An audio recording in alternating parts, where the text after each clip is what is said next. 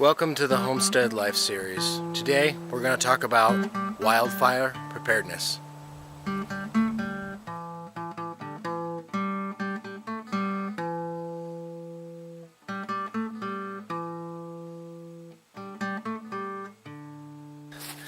Today we are going to talk about wildfire preparedness and the steps you can take to make sure that your house is fire safe. I had nearly 3 years experience with the municipal fire department doing both structural and wildland, and I'm heading into my second season into wildland firefighting. Dad and I have spent the last couple years preparing for such an event as a wildfire. Being up here in the Pacific Northwest, it is very common. Coincidentally, we live in an area that has more wildfires in a 10-mile radius than any other place in the nation. Over the past couple of years, my dad and I have worked on clearing out the shrub and the underbrush and any fire fuels that would create a risk to our homestead. Fire code states you want at least 30-foot defensible space around each structure.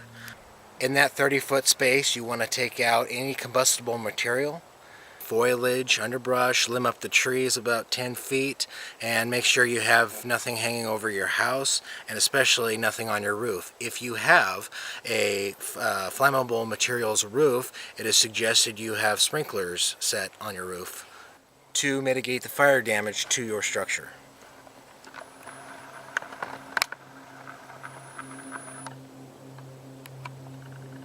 Further than the 30-foot defensible space, you want to clear as much as you can within 100 foot of your structures. That is, still limbing up the trees about 10 feet, taking out any dead foliage, combustible materials, underbrush, and just making the area around your structure safe from wildfire.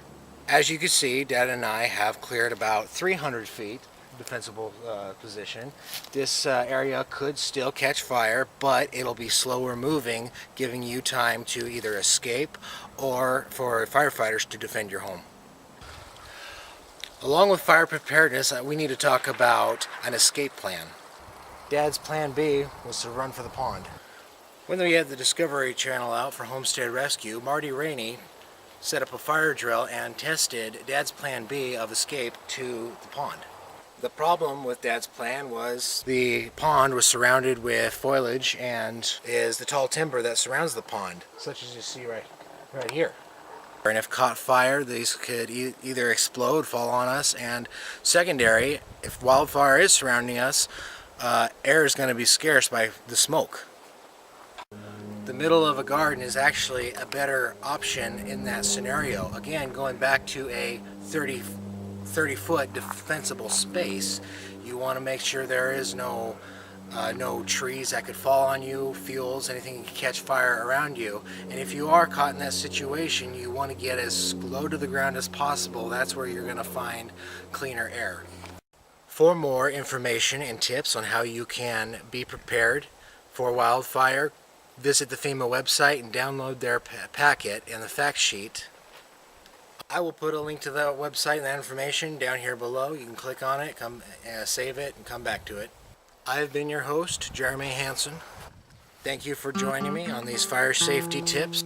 You can subscribe, like our video, give us a thumbs up, leave a comment. We love your comments, and please share our videos. It helps the channel, and it may help somebody else as well. We'll see you again in future videos. Have a safe summer.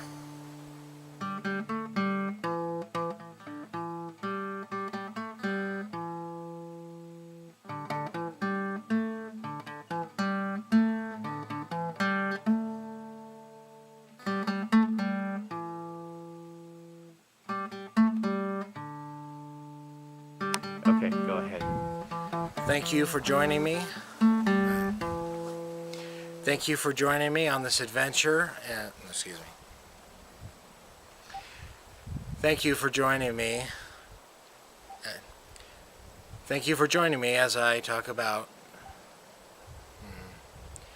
Thank you for joining me as